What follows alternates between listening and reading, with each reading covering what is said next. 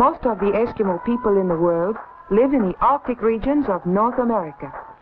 Altogether, there are only about 35,000 Eskimos. Here in the frozen north, the land is barren, and food is very scarce. Our villages are small and far apart. In this Arctic region, the summers are short and cool. Our winters last for nearly 6 months and are very cold and stormy. My home is one of the snow-covered houses in a village called Point Hope. It is on the shore of the Arctic Ocean in northwestern Alaska. Our lighthouse helps us to find our way across the flat, snow-covered land. Even in the summer, only a few ships come to Point Hope. None at all come after the winter storms begin in November. Our people depend upon the cold waters of the Arctic Ocean for much of their living. Alaska is a territory of the United States, and the Eskimos who live here are American citizens. My name is Harry. Vera is my sister.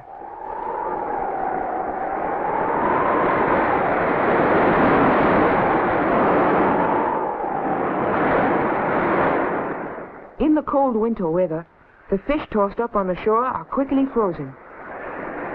Whenever we find frozen fish, we pick them up. We are always watching for food from the sea. Whenever my father hears a seal barking, he tells us to be quiet. The sound of voices frightens the sea animals.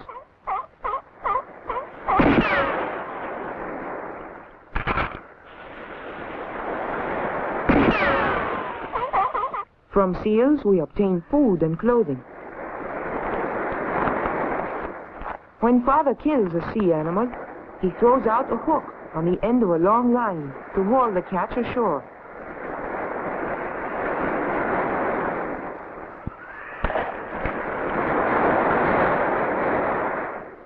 Our people hunt walrus and small whales only during the summer, but seal hunting goes on all through the year. Sometimes we hunt them from the shore, sometimes from boats, and other times we catch them by cutting holes in the ice. It is too cold for us to have farms. Only by hunting and fishing can we get enough to eat.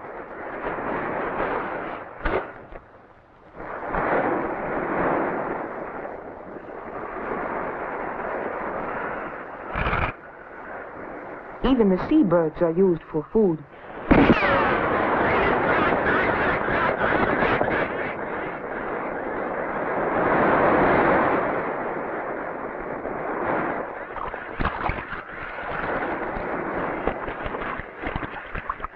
The loon my father has shot is brought to shore in the same way as the seal. This big loon will make a fine meal for our family.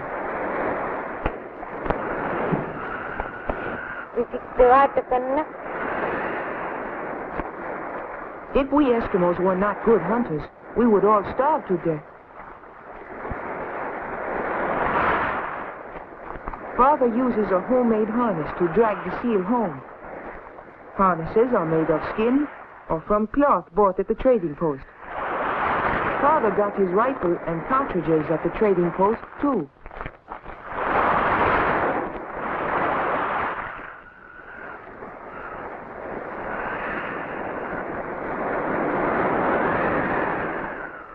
Like most Eskimo villages, Point Hope is close to the ocean. Although in summer we have many hours of daylight, from November until February, we will not see the sun at all. It is already so cold that our seal and loon have frozen during the short trip home. But no matter how cold it is out of doors, our home is always comfortable.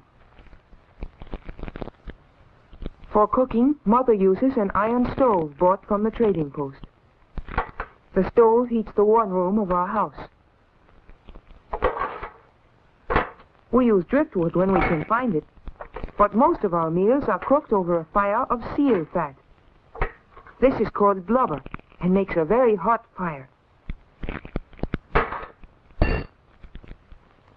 We eat lots of raw fish. When fish are frozen, we let them thaw so the skin will come off easily. Explorers who come to the Arctic have grown to like our meals of raw fish.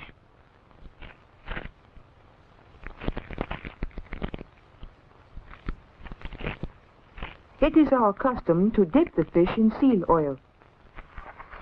The combination of fish and oil gives us some of the vitamins we need.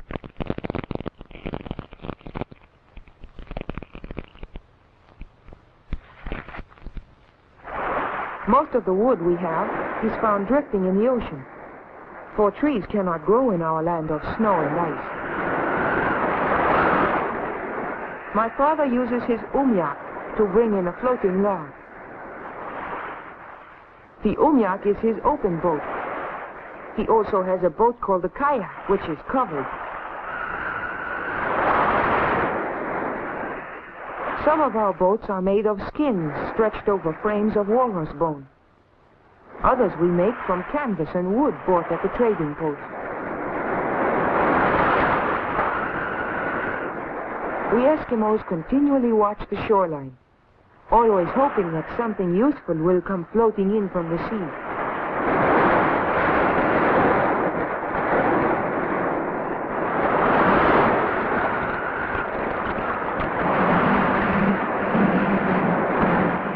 Driftwood from the ocean was used to help build our home. The walls are made of wood and stones, banked with earth and snow. During the long evenings, Father makes bracelets or other trinkets from the ivory of walrus tusks. It is easier for him to work when he holds the drill in his teeth.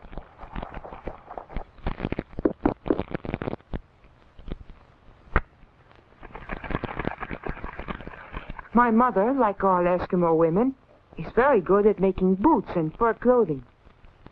She chews the edges of the skins to make them soft. Then she bites the places where the skins will be sewn together. Well, Father wants me to be able to use his harpoon gun when we go hunting for whales in the spring.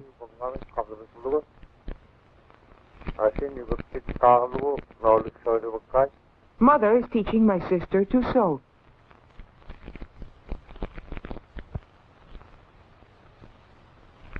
The boots Mother is making will be taken to the trading post to exchange for something the family needs. She has already made us our winter clothing. Except for hunting and visiting our neighbors, we seldom leave home during the winter. Once in a while, we go to the trading post. Our village, Point Hope, is very small, and there is only one store.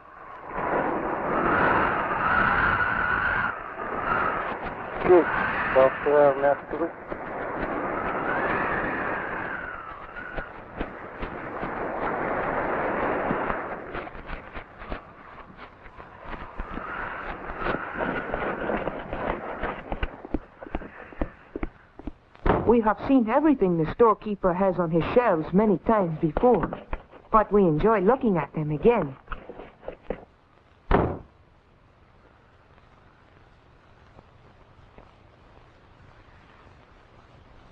The trader knows the value of the skins, furs, and other things we want to trade.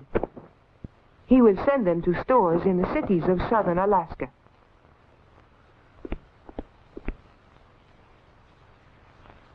I found these old-fashioned spears in an abandoned settlement. Perhaps some museum will want to buy them from the trader.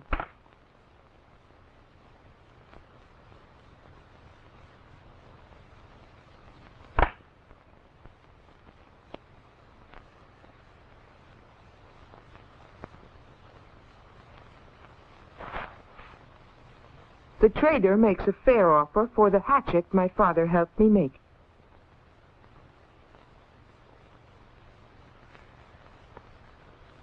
Many more things can be bought at the trading post than when my father was a boy.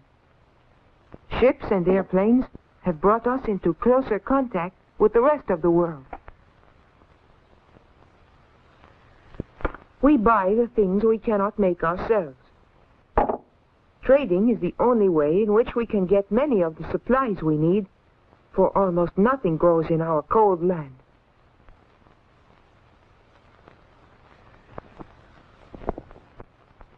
Although we can buy many things today, our life still depends on hunting.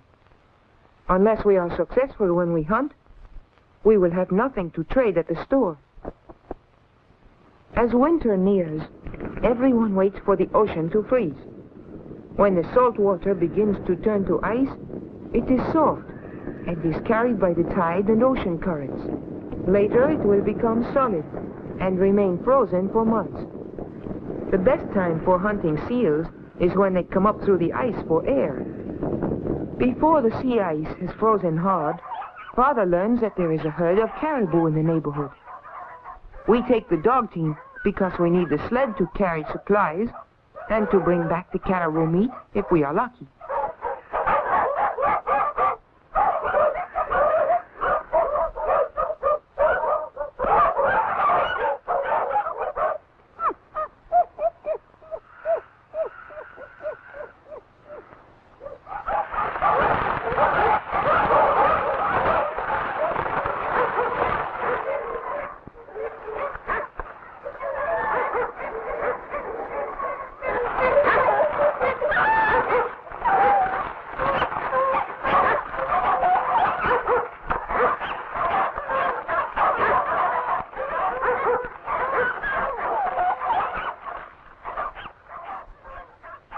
On the way, we pass the graveyard of an abandoned village. The fence is made of whale ribs. Nothing but the cemetery is left of this old village, for all of the people moved to Point Hope years ago. Our sled dogs are the only domestic animals we have. We could not travel far over the winter snow without our dogs. Father does not know exactly where the caribou may be feeding. For all we know, they may have wandered miles from where they were first seen. All we can do is to keep moving and hope to find them.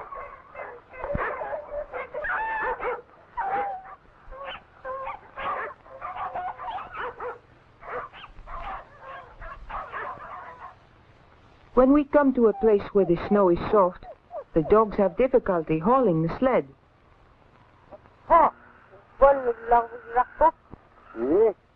If there is no way to get around the soft snow, we must stop and lighten the load. This is a good place to make camp.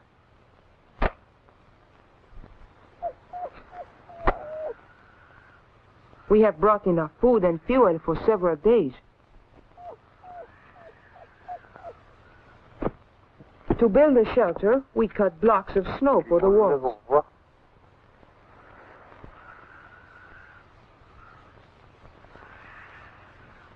Because we will be here only a day or two, we just place sticks of driftwood against the snow walls and use a piece of canvas for a roof. Canvas is very valuable here in the Arctic. It is a product from the outside world that we have been able to get only in recent years.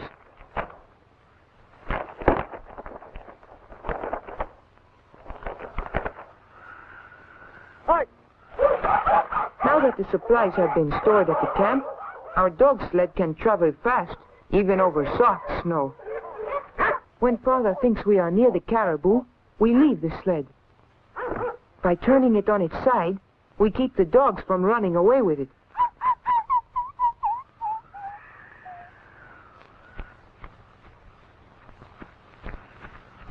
We try not to frighten the caribou.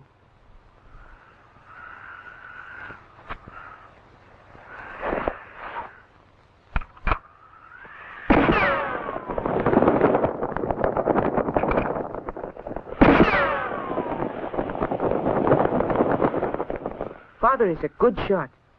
We hope that the animal he has shot is fat, for we must eat fat meat to keep our bodies warm during the cold winter.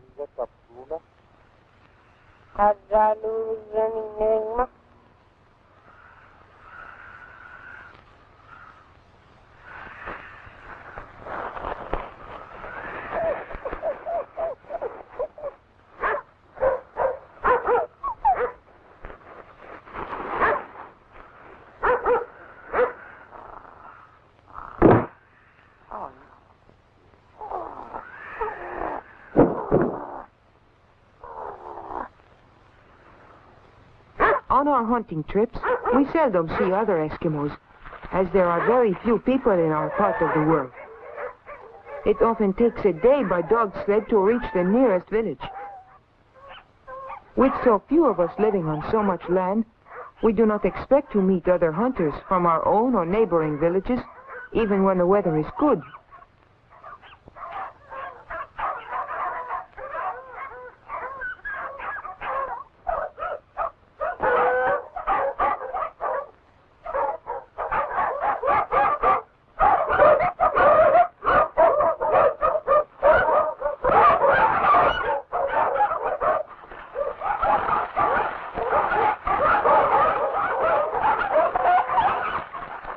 Our camp is just as we left it.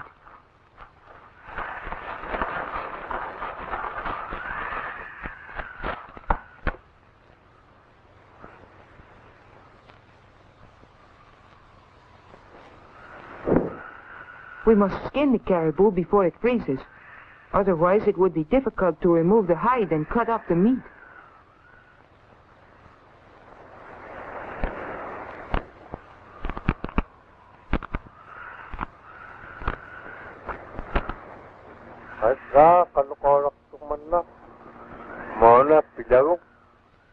My father teaches me to care for the hides and the meat.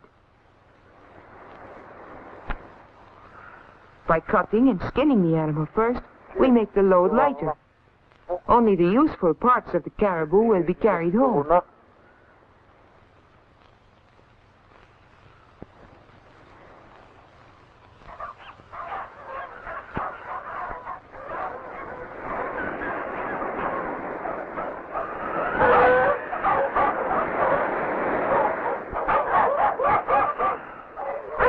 This is the way our village looks in midwinter. Until spring, the snow will become deeper, and in some places the wind will pile it in drifts many feet high. Sometimes the thermometer will register 50 degrees below zero. For months on end, when the snow is deep, the only sound besides the wind will be the barking of our dogs.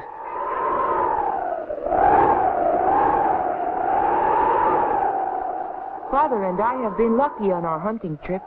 We are coming home with caribou meat to add to our winter supply of food. We keep the frozen meat on a framework of driftwood. It is high enough above ground so that snow will not bury it. But what is more important, our dogs cannot steal it. My puppy has made a nest deep in the snow to protect himself from the wind. We are happy to get inside the house on a cold day like this.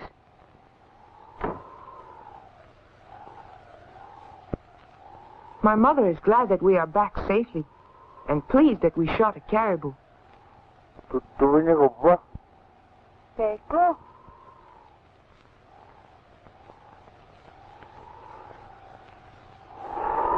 Sometimes on winter nights, we go to neighborhood parties at the schoolhouse.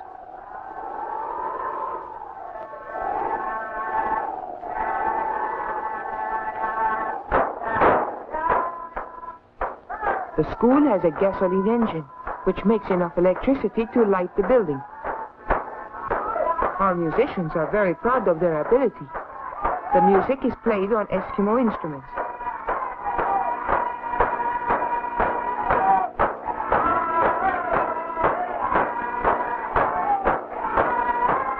Everyone in town seems to enjoy dancing.